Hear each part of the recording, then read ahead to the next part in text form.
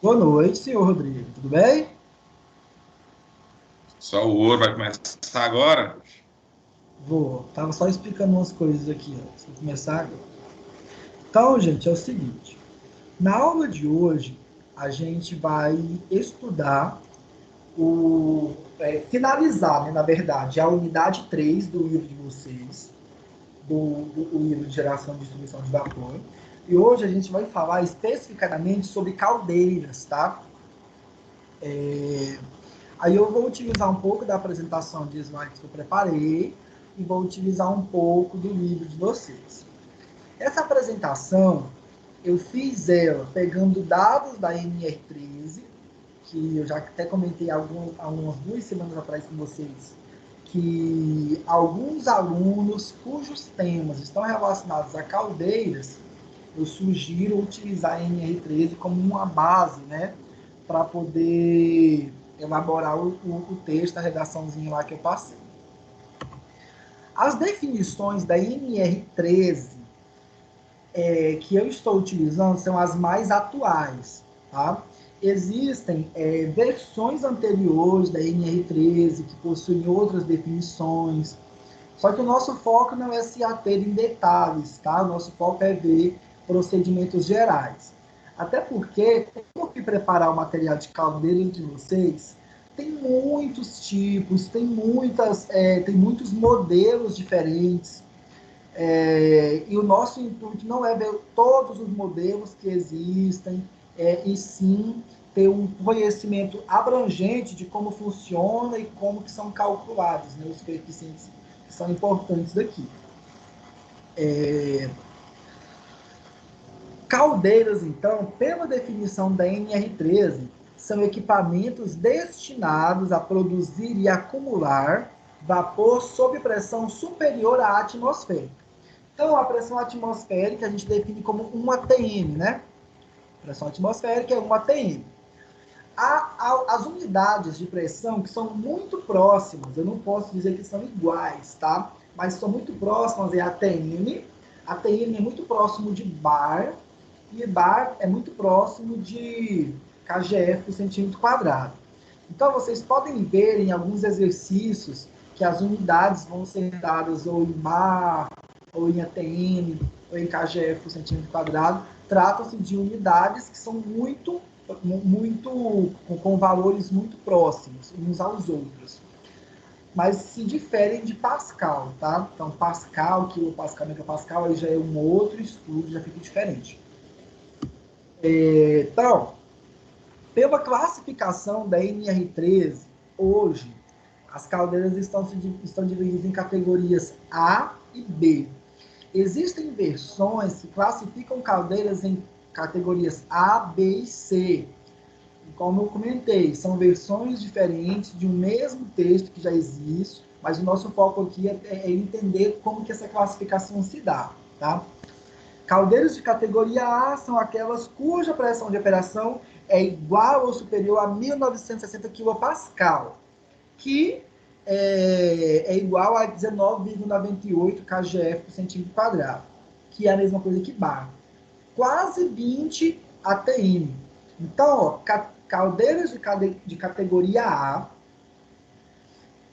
são classificadas por causa da sua pressão de operação, que vai ser acima de aproximadamente 20 atm, né? 20 vezes a pressão atmosférica, com volume superior a 100 litros.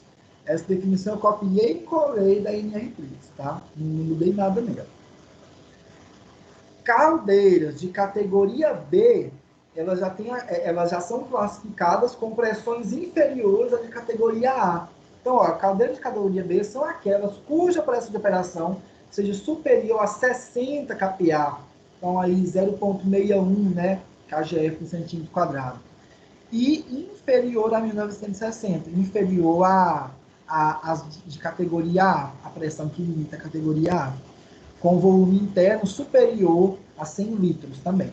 E o produto entre a pressão de operação em kPa e o volume interno seja superior a 6. Aí eu vou comentar isso com vocês daqui a pouquinho, tá? Sobre essa questão de que o produto entre a pressão de operação, dado em kPa, vezes o volume interno de fluido na caldeira em metros cúbicos, esse produto entre esses dois termos tem que ser superior a 6. Ah, professor, podem existir caldeiras que não se encaixam nem em categoria A nem em B? Podem ser fabricadas sim, podem ser projetadas.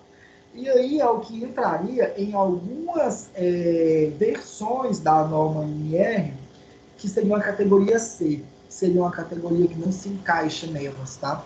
Mas são caldeiras que são para projetos tão específicos, não são de utilidade prática, não é muito em larga escala, que nem está mais nessa versão atualizada da NE. E aí, a questão, em linhas gerais, eu até coloquei esse texto aqui porque eu achei interessante. Ó. Em linhas gerais, que podem variar dependendo da aplicação, caldeiras categoria A são utilizados para sistemas de geração de energia e cogeração. Então, são caldeiras que possuem uma geração de vapor muito superior às caldeiras de categoria B. Até porque vai trabalhar com pressões elevadas, e são pressões que podem ser utilizadas para justamente sistemas de cogeração de energia, no qual o vapor é utilizado por turbinas para geração de eletricidade ou força eletromecânica. Caldeiras de categoria B são utilizados para os processos industriais gerais, como de aquecimento, esterilização, lavagens e outros, tá? Processos industriais gerais, não só simplesmente para a questão de indústria, de fabricação, de chão de fábrica, mas também para a utilização, eu não quero falar assim doméstica, como todo mundo tem em casa, mas no sentido de aplicação em condomínios ou residenciar, grandes prédios, enfim, que necessitam de vapor para algum processo, para alguma utilização, tá? Então, aí, nesses processos, nesses casos, são utilizadas caldeiras de categoria B. Então, essa é a classificação das caldeiras, tá? E aí, quando vocês lerem a NR13, existem questões de diferenças entre essas categorias em outros temas, em outros tópicos dela. E aí, essa norma, aí, eu até sugeri que vocês lessem, para que todo mundo leia essa norma e antes de finalizar o semestre, porque pode cair na prova de vocês questões sobre NR, tá? Por isso que eu coloquei como uma leitura, eu chamei de obrigatório, uma leitura que todo mundo tem que fazer, pelo menos nas partes de caldeiras da NR, tá? E aí, aqui, eu tenho um modelo, tá? É uma modelagem matemática de caldeira. Todas as vezes que na engenharia a gente fala modelagem matemática, eu não quero dizer que necessariamente é desse jeito que o elemento, que o equipamento se comporta na prática. Mas aqui tem os elementos essenciais e os pontos mais importantes no estudo que você precisa conhecer, tá? E aí, depois, quando a gente for focar nas caldeiras mesmo, e falar dos dois tipos de caldeira que vai ser importante no nosso estudo, que vão ser as flamotubulares e as aquatubulares, a gente vai falar sobre elas hoje, aí sim eu vou colocar mais detalhes sobre elas, tá? Mas, por enquanto, a gente vai falar aqui sobre locais que existem de forma geral em caldeiras a combustão, tá?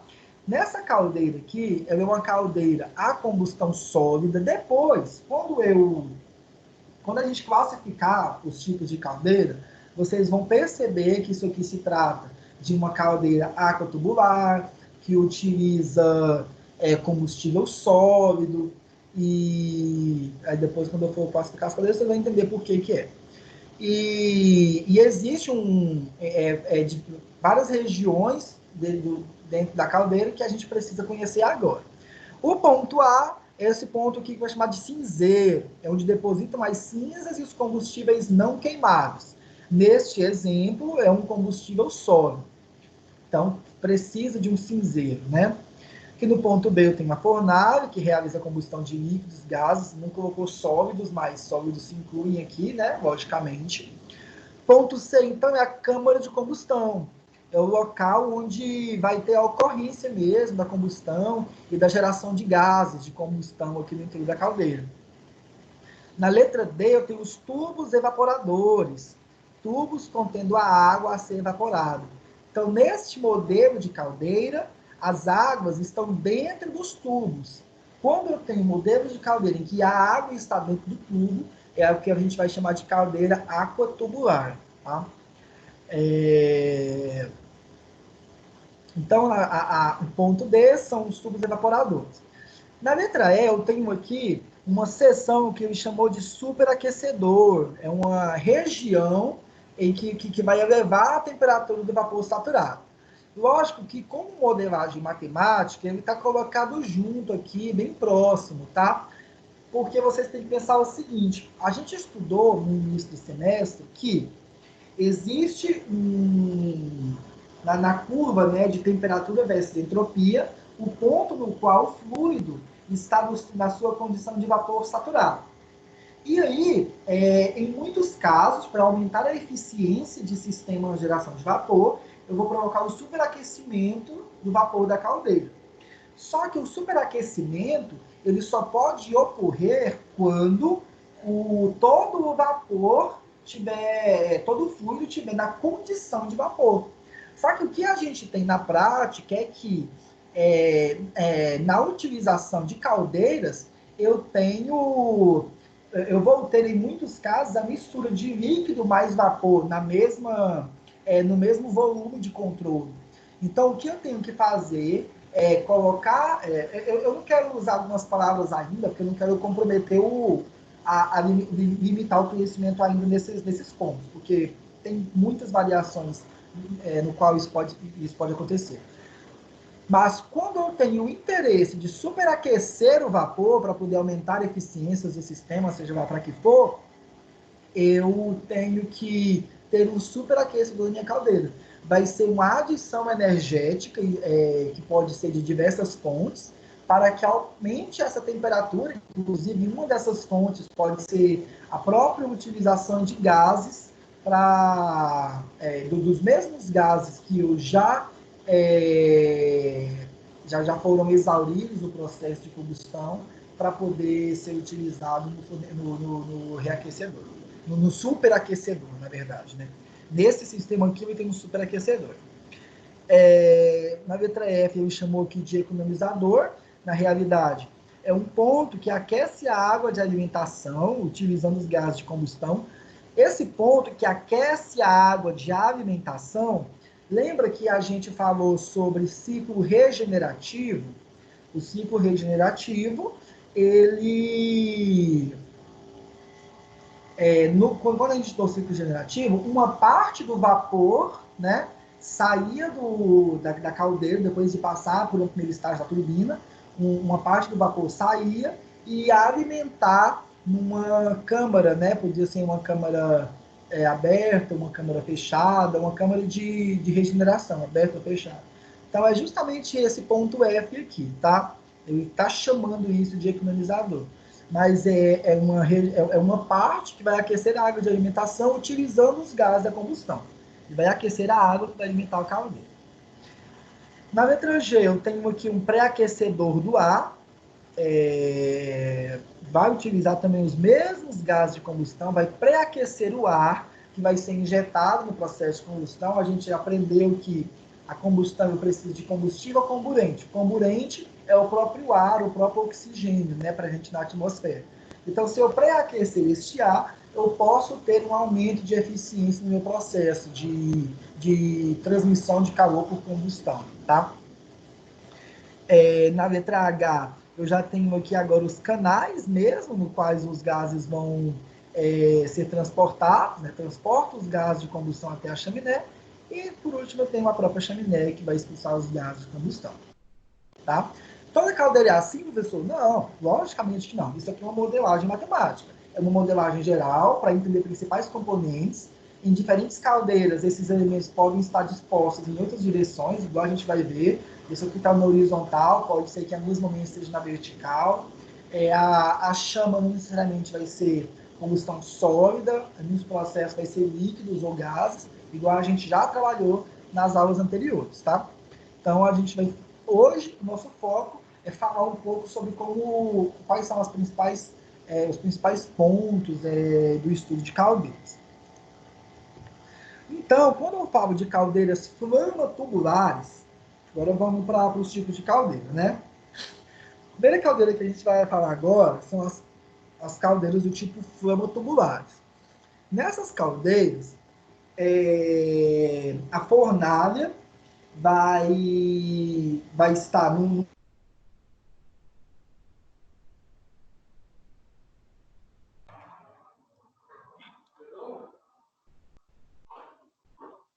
Né, tá travando aqui. Não, travou geral, não tô ouvindo, não.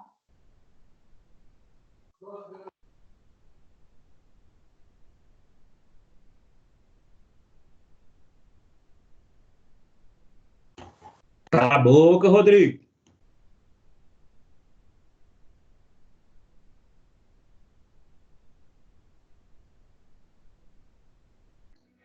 Ô, João, aproveitar que tá travado aí, faz meu trabalho, hein?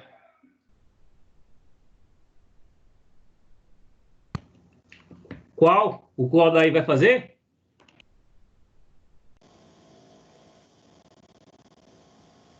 Pronto. Estão me ouvindo agora? Tá, agora tá de boa. Sim. Tá, beleza. Tive que reorganizar o negócio aqui. Se falhar de novo, vocês me avisam, tá? Mas acho que deu certo. Oi? Só não tô vendo a tela da Não, caldeira. porque eu tirei. Vou colocar de novo. Agora estão vendo. Agora sim. Então, beleza. Vamos continuar aqui.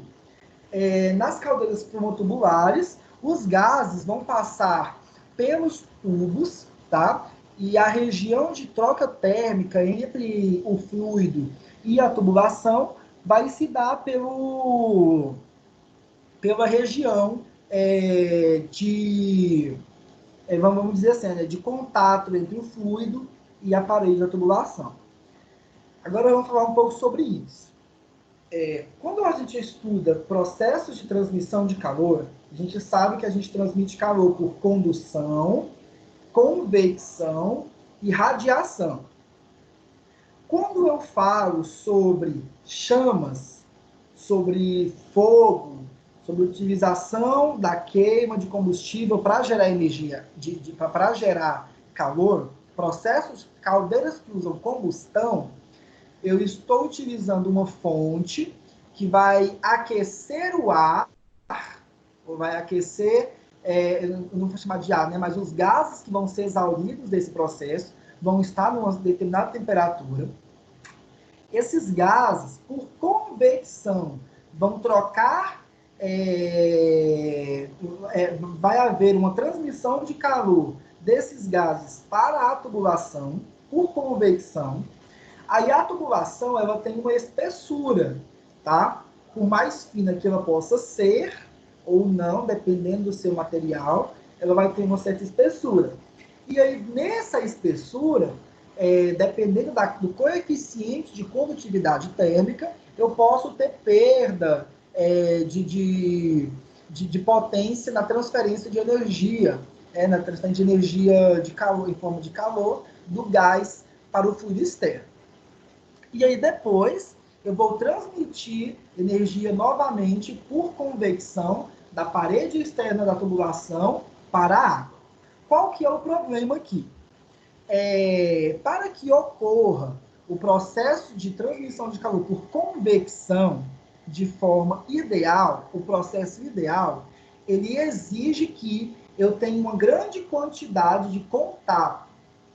A área de contato entre o fluido e a parede sólida, ela importa muito quando eu falo de transmissão de calor por convecção.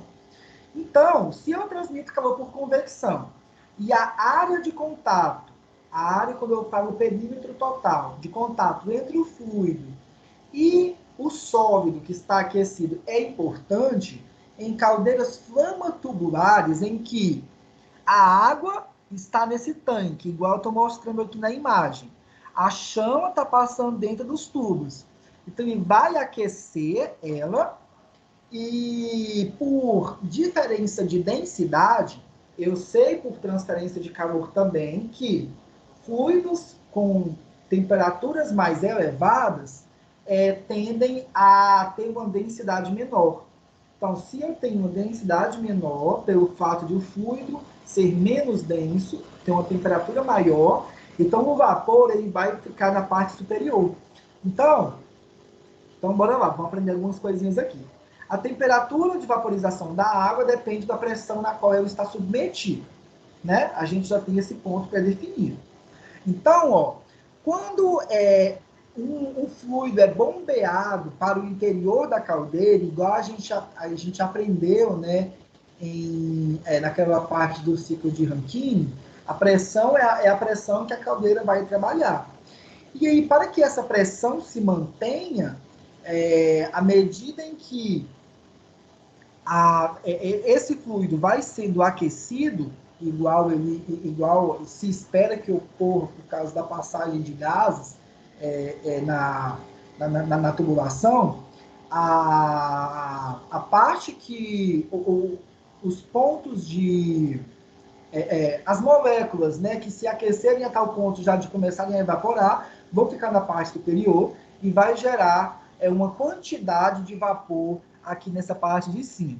Como é um processo que vai ser constante, né, espera-se que seja constante, a pressão vai ser a mesma, porque à medida em que vai aquecendo, esse vapor também já vai saindo para o processo ser sempre ser um processo cíclico, né? Então, eu não vou ter um aumento de pressão aqui, eu tenho uma pressão alta, só que constante. Pelo menos é o que se espera num processo que já esteja trabalhando, né? Que já esteja em atuação. Ah, professor, às vezes muda, tem como mudar, com análise lógico, tá? Todos esses processos, na maioria das vezes, eles já são feitos que possam ser feitas alterações. Mas, fisicamente falando, é assim nas teorias dos gases ideais, é assim que o processo tem que funcionar. Aí, qual que é a característica das cadeiras tubulares? Então, esse principal ponto de que a chama, né, vai se passar no interior dos tubos.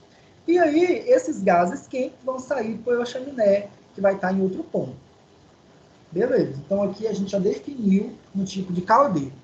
Eu vou mostrar para vocês no vídeo, deixa eu ver aqui se eu consigo abrir ele.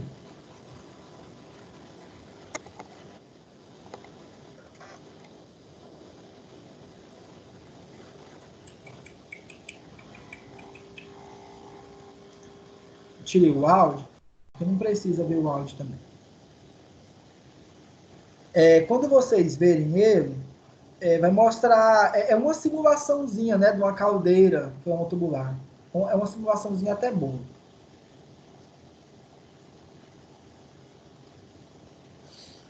Aí ele mostra todos os pontos importantes, ele vai abrir, vai mostrar a tubulação interna, vai mostrar os componentes.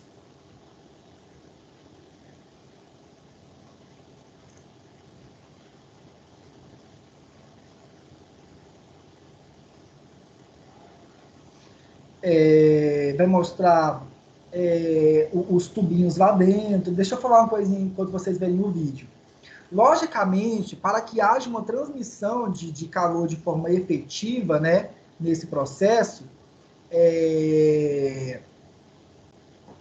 o material no qual esses tubos vão ser fabricados é extremamente importante, tá? Em qualquer um dos tipos de caldeira, tanto nas aquatubulares quanto nas fonotubulares.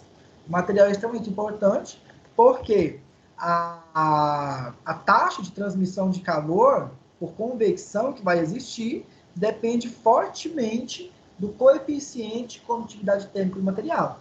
Então, tem que ser um estudo muito bem elaborado, conhecer todos os materiais disponíveis para realizar esse processo, enfim, e conhecer essas propriedades que vão ser muito importantes, tá? Do material. Então, beleza. Quando eu trato de caldeiras fonotubulares, eu tenho essa característica. Depois eu vou falar um pouco mais, tá? Vantagens e desvantagens eu vou falar daqui a pouco. E aí, quando eu falo de caldeiras aquatubulares, eu já tenho uma diferença quanto à sua estrutura. Nesse modelo, a entrada de água que vai ser feita pelos tubos e o vapor ele vai passar entre esses tubos. O que eu tenho de diferença em questões de transmissão de calor aqui? Observem que, enquanto as caldeiras flamotubulares, eu tenho bora lá, vocês conseguem imaginar. O percentual de água que está em contato com o sólido quente é maior nas flamotubulares ou nas aquatubulares? Nas aquatubulares, eu tenho mais água em contato com o sólido quente, porque as águas que estão dentro dos tubos, né? Esse contato maior com o sólido mais quente, obviamente, vai aumentar a área de contato para a convecção e vai tornar as caldeiras aquatubulares eu não quero falar que são... Vai tornar as caldeiras aquatubulares, vai dar a elas, né, propriedades e capacidades diferentes das flamotubulares. Agora eu vou falar dessas capacidades, né, o que uma pode ser melhor do que a outra, ou quais as vantagens e desvantagens entre elas, tá bom? Mas aqui nesse modelo eu tenho outra fornalha. Gente, igual eu comento sempre aqui, não é regra que vai ser uma fornalha desse modelo, tá? Isso aqui é só uma modelagem. É só para entender, a grosso modo, como funciona. Isso aqui é uma cadeira aquatubular no sentido vertical, mas existem cadeiras aquatubulares no sentido horizontal, do mesmo jeito das flamotubulares também, tá? Eu até vou mostrar a imagem para vocês. Característica, então, nesse processo, a entrada de água é dada por causa da presença de alguma bomba que vai jogar água em determinada pressão no interior da caldeira. E aqui dentro desses tubos, vai ocorrer o processo de transmissão de calor por convecção novamente, e por diferença de pressão, ou diferença de densidade, né, o fluido evaporado vai sair por uma saída de vapor. Tá. E aí daqui para frente é usado para seja lá o que for para ser usado. Tá? Aqui nosso foco é caldeira, só estudar caldeira. O processo, o ciclo de Rankine, nesse processo aqui não é nossa regra, porque agora eu estou estudando caldeira e o vapor pode ser usado para qualquer coisa. Não necessariamente para um ciclo de Rankine, que o vapor vai ser usado para todos aqueles processos que a gente estudou e vai voltar para a caldeira de novo. Aqui nesse processo pode até ser que o vapor não volte mais e eu tenho que ter um fornecimento contínuo de água de alguma outra fonte, tá bom? Pode ser. Aqui eu estou estudando só caldeira. Só que, logicamente, caldeiras aquatubulares são caldeiras que são utilizadas para processos que eu necessito de uma quantidade de potência de vapor maior, uma capacidade maior de geração de vapor. Tá? Então, é usada para meios práticos que necessitam disso. Já caldeiras panotubulares são utilizadas agora para outros processos. A gente vai falar um pouco disso agora, vou mostrar uma tabelinha para vocês. Aí, igual eu estava comentando, outra propriedade interessante, outra divisão, né? Vamos falar assim, que existe em questão de caldeiras, é questão de caldeiras horizontais e verticais. Essas duas imagens são de caldeiras flamotubulares. Tanto a caldeira da esquerda, que está mostrando a caldeira real, é uma caldeira flamotubular no sentido vertical. E aqui do lado direito nosso, a gente tem aí uma caldeira no sentido horizontal, tá? Isso aqui é só para mostrar para vocês que é possível, tá? Que nesses dispositivos eu tenha essa variação de horizontal para vertical. É só porque o livro de vocês fala, todos os manuais falam isso. Acho importante saber que existe essa classificação. Bora lá. Isso aqui eu vou ter que ler com vocês, porque eu não posso deixar isso passar em branco.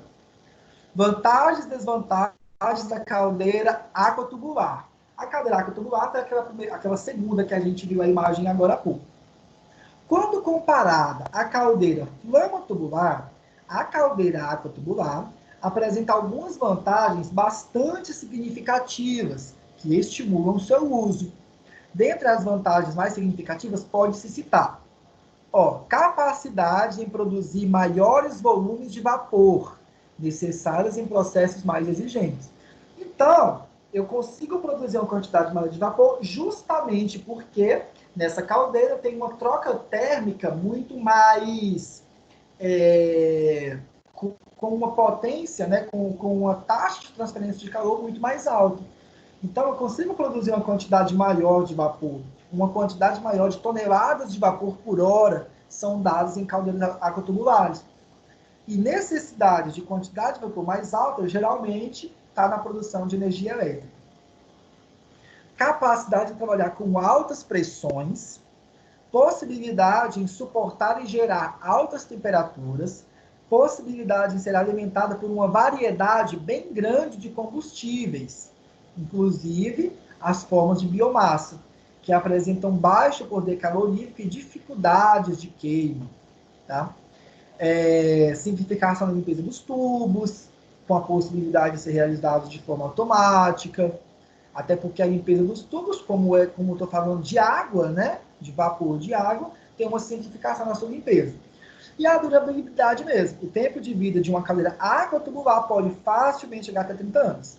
E, assim, falar facilmente, né, eu acho que até...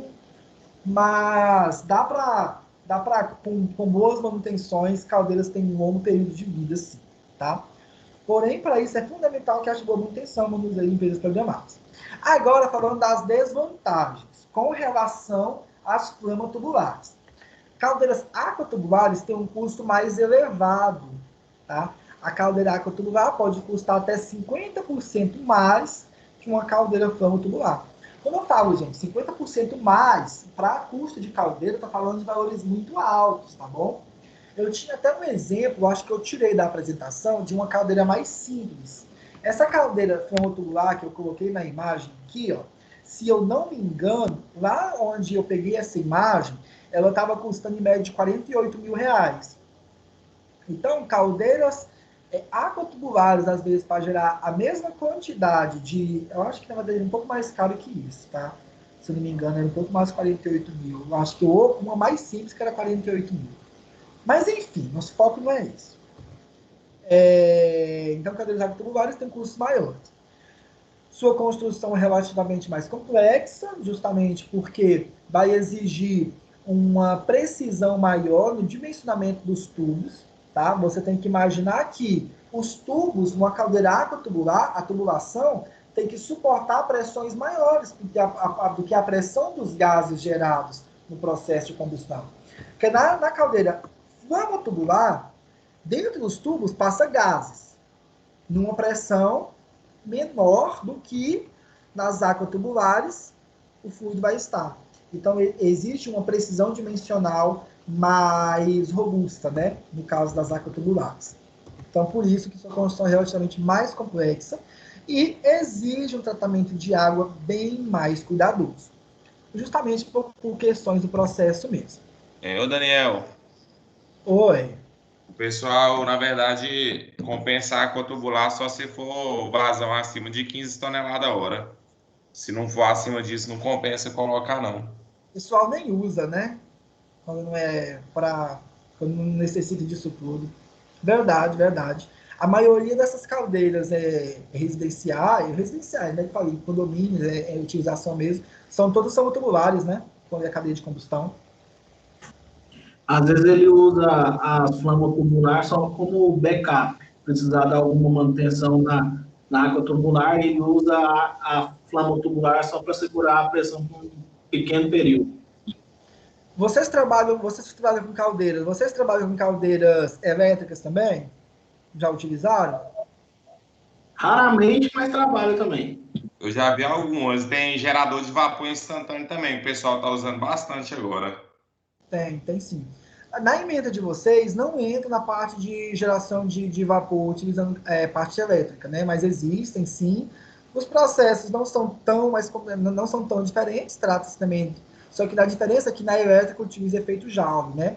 O efeito Joule é aquele no qual isso estuda na eletricidade mesmo. Quando eu passo uma corrente elétrica num determinado material, com determinadas propriedades, eu tenho um aquecimento desse material. E aí esse aquecimento é utilizado para aquecer o vapor. É igual nos chuveiros elétricos, né, chuveiros residenciais. Mas, lógico que é um processo bem mais detalhado, um pouco mais complexo, com cálculos mais precisos para isso. Só que é um processo ainda mais simples. Eu considero mais simples de ser calculado do que nesses processos que a gente está estudando aqui agora. Os nossos processos são bem mais complexos. Mas utiliza uma fonte de energia que não é elétrica, né? No caso, ela já está utilizando energia elétrica. O nosso não, está usando alguma outra fonte de energia. Beleza.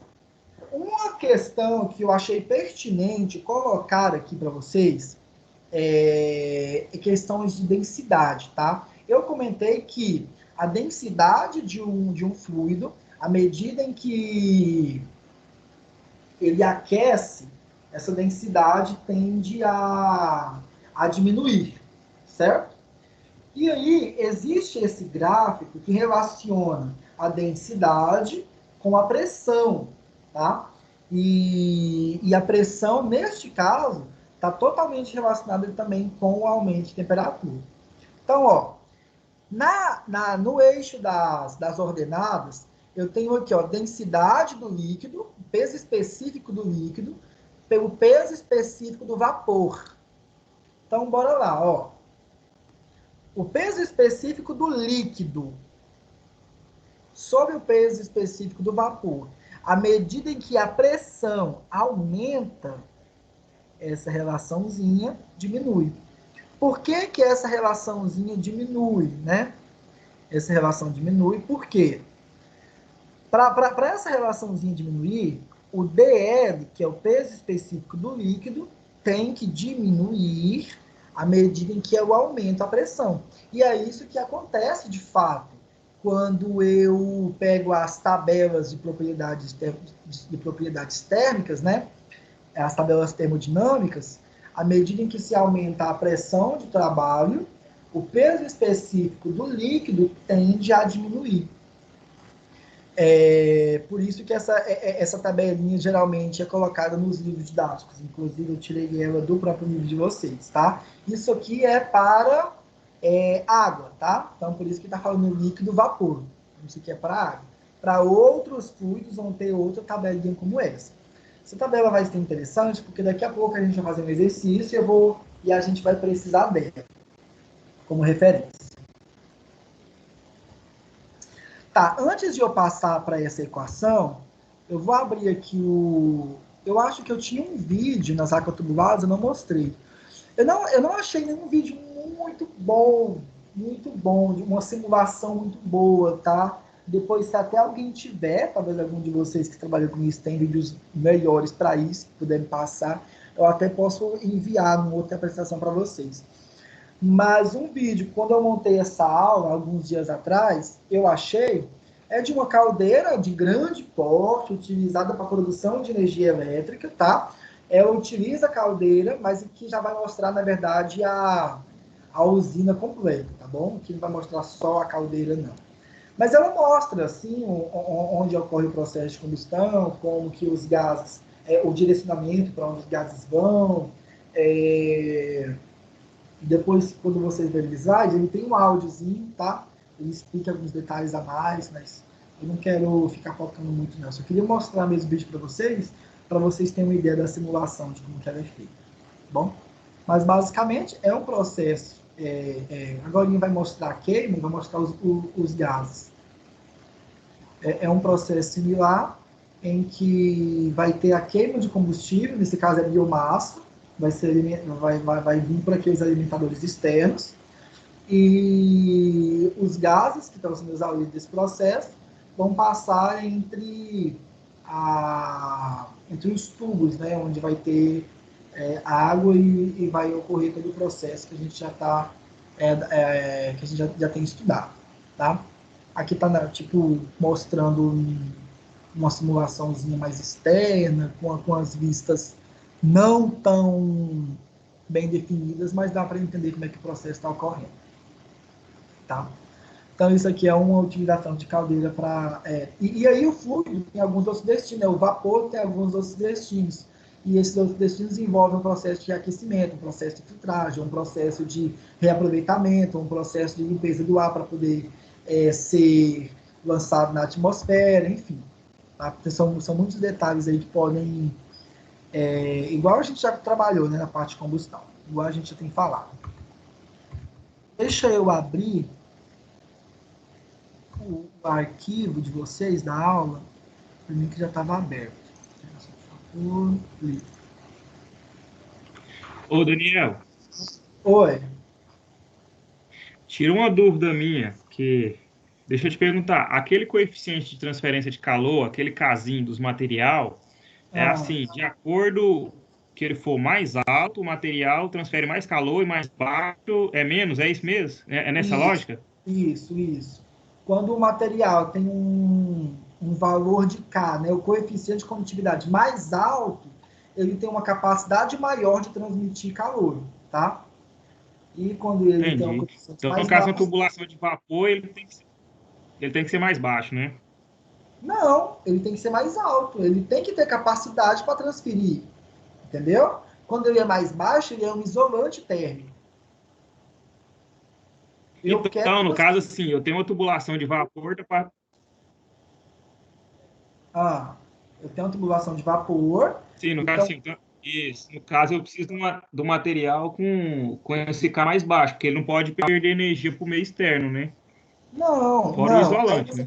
você tá falando de qual material? O material da caldeira externo ou o material da tubulação que o fluido vai estar dentro? Porque o material da Isso, caldeira, tubulação. Não, a da tubulação tubulação. eu quero sim que perda, tá? A tubulação eu quero que tenha. Ó, imagina que nesse processo. Nesse processo, eu quero trocar calor, eu quero que o calor dos gases seja transmitido para a água. Então, o coeficiente térmico daqui tem que ser elevado. O coeficiente de condutividade térmica elevado vai aumentar a taxa de transferência de calor. É totalmente proporcional. Agora, o que eu não quero é perder calor daqui de dentro para fora. Então, o coeficiente de condutividade térmica desse material aqui tem que ser menor. Por isso que são materiais refratários. Tá bom? Entendi, Geralmente são obrigado. utilizados materiais refratários. Ou uma mistura, tá? Ou pode ser uma mistura, pode ser um compósito de cerâmica com metal, para poder ter uma condutividade térmica menor. Agora eu vou mostrar a equação para vocês. Aí você vai perceber que a equação é proporcional, tá?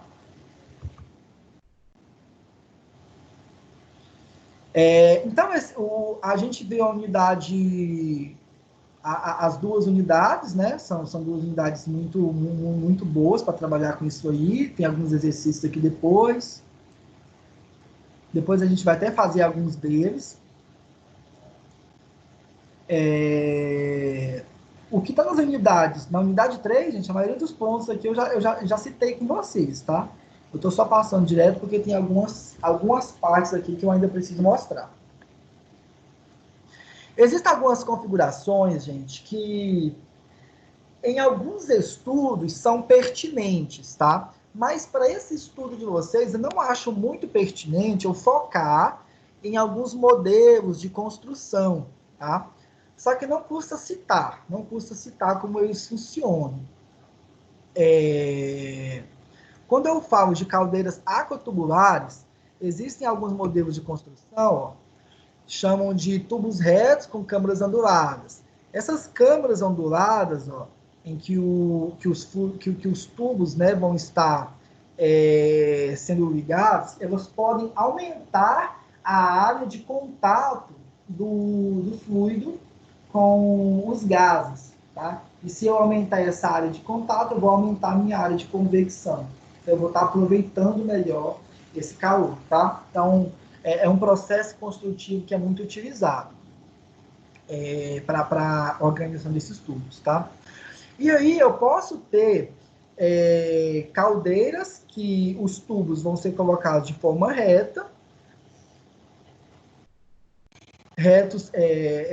de formas retas ou de formas inclinadas, tá? Existem diferenças, mas não são diferenças que vão influenciar muito no nosso foco de estudo, tá? São diferenças construtivas que vão acarretar não vai acarretar numa grande diferença de geração de energia, mas sim em questão de performance mesmo, tá? De aproveitamento das propriedades dos fluidos. Tá? Depois quando a gente for fazer exercício sobre isso aqui, aí a gente vai citar melhor essas partes que eu não estou comentando muito agora. Eu prefiro deixar para os exercícios, para ficar mais fácil de trabalhar com vocês. Eu quero chegar aqui numa informação que eu acho pertinente trabalhar com vocês, que já é na parte de dimensionamento, tá? O que é que o texto fala sobre isso? Vou usar o que o texto de vocês fala. No dimensionamento, é importante conhecer a diferença de temperatura originada na introdução das aletas, pois a diferença de temperatura no tubo causa dilatações térmicas distintas. Imagina o seguinte, gente. Eu tenho uma tubulação no qual eu tenho água que está aquecendo lá dentro, né? E vai existir uma diferença de temperatura entre o meio interno e entre o meio externo. E eu quero que essa diferença seja a menor possível. Porque se a diferença de temperatura for baixa, quer dizer que eu estou transmitindo, né, transferindo calor de forma adequada no processo. Aí o que acontece quando eu tenho diferença de temperatura, né, na tubulação? Ó, a formação de tensões de compressão na aleta e tração no tubo, que vai falando partes internas e externas, né? Extremamente indesejáveis para uma operação segura e para a vida útil do equipamento. Essa diferença de temperatura é dada por essa expressãozinha. Então, essa expressão aqui, ó, vocês vão anotar ela vai ser utilizada nos exercícios, tá? Ela diz que a diferença de temperatura, variação da temperatura que existem entre os pontos externo e interno, é igual à carga térmica da caldeira, que é dada por esse Qzinho aqui. Depois eu vou mostrar como é que encontra ele. Multiplicada pela razão entre o diâmetro externo e o diâmetro interno, né? A ideia aqui é eu saber qual é o diâmetro externo e interno de tudo, que a espessura vai influenciar justamente por causa do processo de condução térmica, elevado a 0,28, dividido por 1,86 vezes P, que é a pressão de operação. A pressão é em kgf por centímetro quadrado, né? Essa dada em bar, elevado a 0,24. Tem alguém que ligou o microfone aí? Vamos ver aqui. E aí, essa expressãozinha, agora eu vou mostrar, a gente vai fazer um exemplo até hoje, utilizando ela, tá?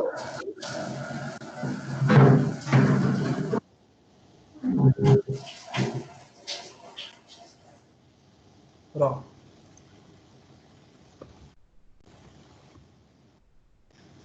E aí, existe uma última.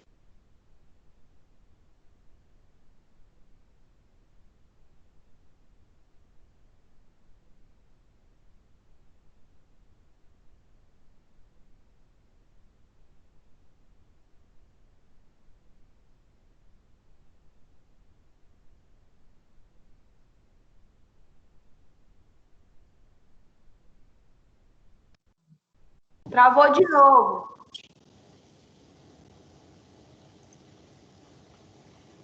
Pronto, voltou?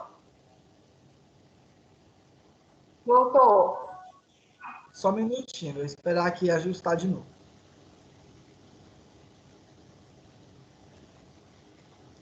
Agora eu acho que ajustou, tá? Mas a gente já está terminando a aula, então a gente não vai ter muito problema não, vai demorar muito não. Aí existe uma outra expressão que também é utilizada, né, para calcular essa variação de temperatura provocada pelo espessor do material. E ela vai ser encontrada pelo mesmo coeficiente da caldeira, vezes o diâmetro externo, vezes a Ln, né, que é a diferença de... vai ser um logaritmo, né, do diâmetro externo pelo diâmetro interno. Vai ser um logaritmo dessa espessura, uma razão dessa espessura. Dividido por 2 vezes K, que é o coeficiente de condutividade térmica. Então pensa comigo agora, quem está vindo. qual que é o nosso intuito? Que a diferença, que a variação de temperatura interna e externa seja pequena. Ou seja, se o gás do lado de fora está a 300 graus, eu quero que a água lá dentro também esteja a 300 graus. Quer dizer que o processo está ocorrendo de forma adequada, certo?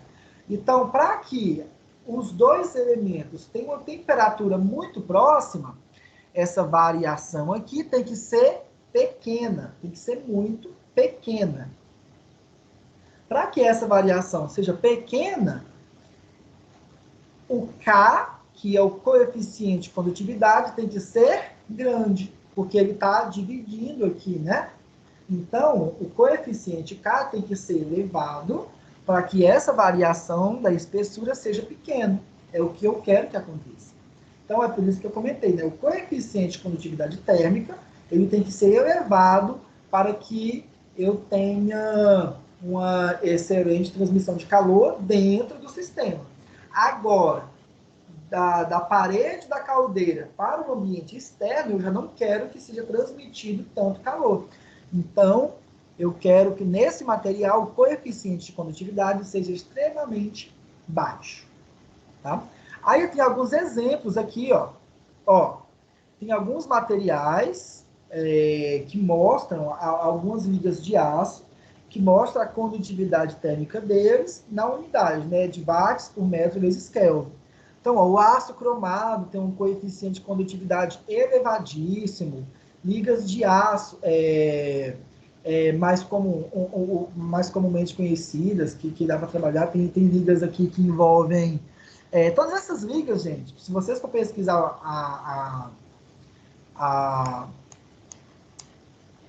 as propriedades delas, né, em questão de propriedades químicas, elas vão ter alguns elementos de ligação, além de simplesmente aço e carbono. Nenhuma delas aí é aço só, é aço carbono puro. E aí elas apresentam algumas características de condutividade térmica mais elevadas. Para vocês terem noção, assim, só uma noção das coisas, assim, de condutividade, acho que vocês já até pegaram essas disciplinas, né? Mas, enquanto o aço tem esse coeficiente de condutividade aí, ó, nessas escalas de grandeza, por exemplo, vamos ver, a madeira pode ter um coeficiente de condutividade de 2, nessa mesma escala, né? A espuma, que muitas vezes é utilizada na acústica, né, para isolar, ou espumas de poliestireno que são utilizadas para evitar a propagação de calor por condução em alguns,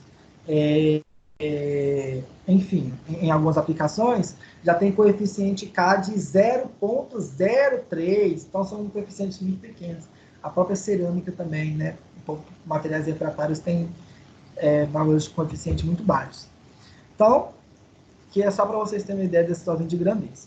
Então, vamos fazer 2 exercícios agora, só para a gente praticar isso aqui e ver como mais ou menos que vai ser, como que isso é cobrado, tá? O primeiro é esse aqui, ó. Determine a temperatura na superfície externa de um tubo aletado com espessura de 2 milímetros e diâmetro exterior de 7,6 centímetros. Então, é um tubo de 7,6 centímetros de diâmetro externo, com espessura de 2 milímetros. Então, se é 7,6 centímetros de externo, internamente, aí eu vou fazer o cálculo para saber qual que é o diâmetro interno. Para uma caldeira com carga térmica de 150 mil, né, quilocalorias, que deu em outra unidade, operando na pressão de 21 kg/força por centímetro quadrado, que é bar. Então, ó, ele quer saber qual que é a temperatura na superfície externa do tubo. E deu todas as propriedades da caldeira. Então, aqui é só a aplicação direta da equação. Aí, o que é interessante aqui, né? O que é necessário fazer?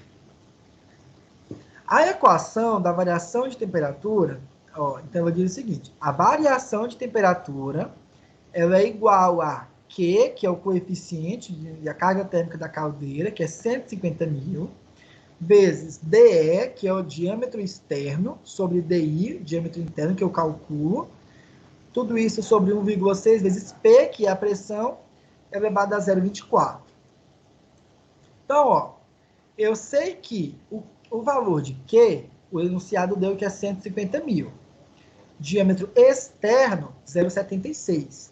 O diâmetro interno vai ser 0,76 menos 2 vezes a espessura, né? Que se você para pensar em diâmetro externo, o diâmetro interno é o diâmetro externo menos 2 vezes a espessura.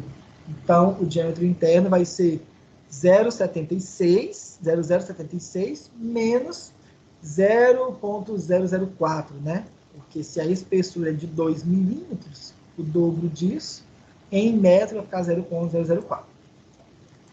Então, aqui ele só fez uma organização mesmo dos valores, tá? Dos diâmetros, e elevou a 0,28. Tudo isso dividiu por 1,86 vezes P, que é a pressão da caldeira, 21, elevado a 0,24. Então, ó, fazendo essa expressãozinha aqui, ó, resolvendo essa expressão, eu vou achar um valor para variação de temperatura de 7,4 graus Celsius.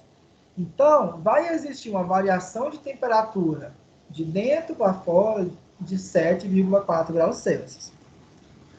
O exercício está falando, ó, que a pressão, ó, tá na pressão de 21 kgfm por centímetro quadrado. Nessa pressão de 21 kgfm, quando eu estou falando de caldeira, para eu achar a temperatura, eu tenho que ir nas tabelas de vapor saturado. Então, eu tenho que procurar nas tabelas de vapor saturado qual que é a temperatura para essa pressãozinha aqui, ó, de 21. O exercício aqui já deu. Na pressão de operação, o vapor encontra-se na temperatura de 216,23 graus Celsius. Então, neste caso, o exercício que já está dando, mas encontra isso aí por tabelas, tá? Então, nessa pressão, a temperatura é de 216,23 graus Celsius. Então, ó, se existe uma temperatura interna, né? Interna. Se a pressão do fluido interna é de 21 bar e a caldeira é aquatubular, quer dizer que do lado de fora é mais quente. Aí eu tenho que ir por essa lógica, tá? Porque o exercício não está falando que é aquatubular, mas eu sei que é porque esse capítulo é só sobre aquatubular. Mas, logicamente, se for um exercício, eu tenho que dizer se é aquatubular ou se é plano-tubular.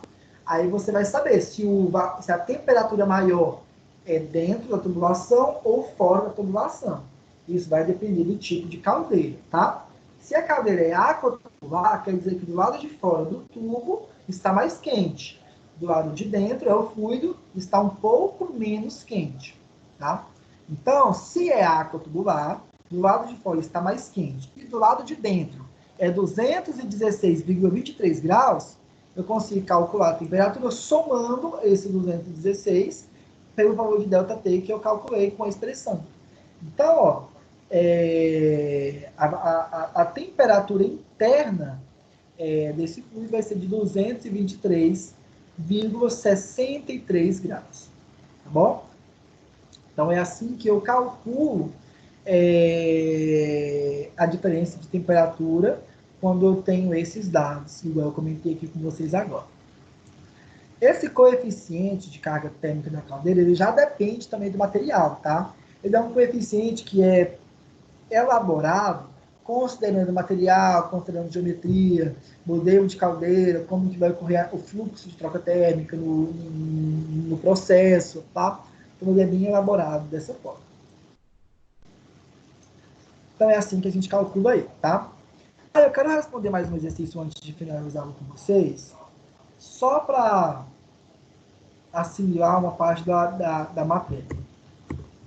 que é esse exercício 1 aqui, tá? Vamos fazer só ele hoje. Ó, esse exercício diz o seguinte: a água é encontrada em duas fases distintas no interior dos tubos de caldeiras aquatubulares, líquido e vapor. Beleza. Tem duas fases na água nas caldeiras, líquido e vapor. O escoamento concomitante de ambas as fases ocorre naturalmente nesses equipamentos devido à diferença do peso específico entre as fases líquido e vapor. Portanto, depende da pressão em que o vapor é gerado. Tá? Então, dependendo da pressão na qual o vapor for gerado, da pressão da caldeira, vai existir uma diferença de peso específico e isso vai ser, isso vai se tornar ideal para o processo de alguma forma. Igual eu comentei naquela imagem, ó. Quando a pressão da caldeira é mais alta, é mais elevada, eu tenho uma variação, né, do peso específico, né, uma razão do peso específico do líquido pelo peso específico do vapor, de forma que, quanto maior a pressão de trabalho, menor é essa relação. Aí o exercício diz o seguinte: assinale a afirmativa que apresenta o número de vezes em que a fase líquida é mais densa do que a fase vapor em uma caldeira aquatubular operando com pressão de 500 bar. Então agora eu quero que vocês tentem me dizer a resposta, tá? É um exercício muito simples, vocês vão olhar e já vão saber a resposta. Ó, então ele quer que você marque a alternativa que apresenta o número de vezes em que a fase líquida é mais densa do que a fase vapor em uma caldeira aquatubular, com a pressão de 500 bar. Então, ó, olhando essa imagem, numa pressão... 500 não, né? Desculpa, 50. Olhando essa imagem, na pressão de 50 bar, quantas vezes a fase líquida é mais densa do que a fase de vapor?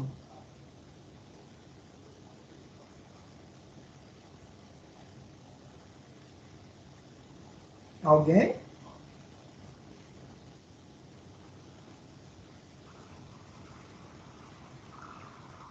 Ninguém, gente. 33, 35 vezes, professor? Analisando aqui as alternativas, quais delas se encaixam na resposta? 33 vezes. 33.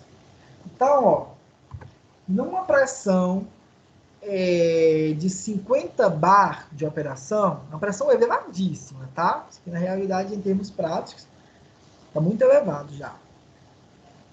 Numa pressão de 50 bar, o peso específico do líquido é cerca de 33 vezes superior ao peso específico do vapor.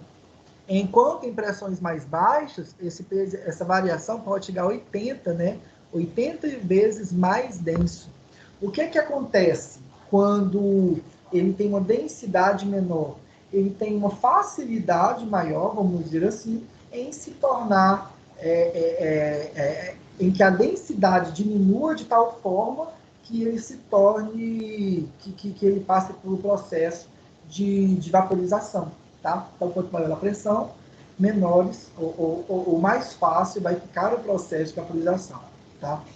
Quando eu falo em termos de peso específico, tá bom? Então, essa questão aqui, ela foi só, a ideia mesmo era só para vocês olharem a tabelinha e saber como que utiliza ela para efeitos de cálculo. Dessa forma, eu consigo concluir com vocês hoje a unidade 3 do livro de vocês. Aí o que vai acontecer? A gente ainda tem a unidade 4 para trabalhar, mas a unidade 4 vai ser também é bem tranquila, é teórica também, porque essa segunda parte da disciplina é toda teórica, mas a gente ainda tem 3 aulas pela frente. Nessas últimas 3 aulas a gente vai ver a unidade 4 e vai fazer uma revisão rápida com alguns exercícios importantes para ajudar vocês nas provas, no mês que vem, tá bom? E aí a gente consegue finalizar nossa aula de hoje. Algum de vocês tem alguma dúvida, tem algum comentário, quer falar alguma coisa comigo antes da gente encerrar? Pessoal do TCC 2, do TCC 1 e 2, até dia 15 é o dia para enviar atividade. No TCC 1, pessoal, a gente teve problema com o envio de atividades no último dia, tá? Pessoal que deixa para enviar atividade no último dia tem um risco altíssimo de não conseguir enviar. Não deixa para enviar atividade no último dia. Dia 15 é o último dia. Evitem, porque é o dia que todo mundo diz para querer enviar. O sistema, às vezes, oscila e muita gente não consegue. Teve aluno que mandou vídeo para mim, falando que tentou enviar na meia-noite. Esse mês, né? A tarefa 1 foi até dia 5 do TCC. Aí teve aluno que, quando foi mais ou menos 2 horas antes da meia-noite, estava tentando postar e mandou vídeo para mim dizendo que não deu certo. Não deu outra chance, perdeu a atividade, não adianta, gente. Tem que fazer, tentar fazer com antecedência. O prazo é até dia 15, mas existe essa chance. Não vamos vacilar com relação a isso, porque é o TCC de vocês, tá bom? Não deixe para enviar no último momento, não. Apesar de que a turma de vocês até que está aprendendo agora a trabalhar melhor, muita gente já enviou a tarefa 2, muita gente já está com suas notas postadas, mas não vacile na atividade 3, que é a que vale mais pontos, né? Ele aqui, de fato, faz aprovar na disciplina. Então é isso, gente. Qualquer coisa vocês podem falar comigo. Vou encerrar a professor, mas tem agora. uns tutor também, que Deus me livre, hein? É,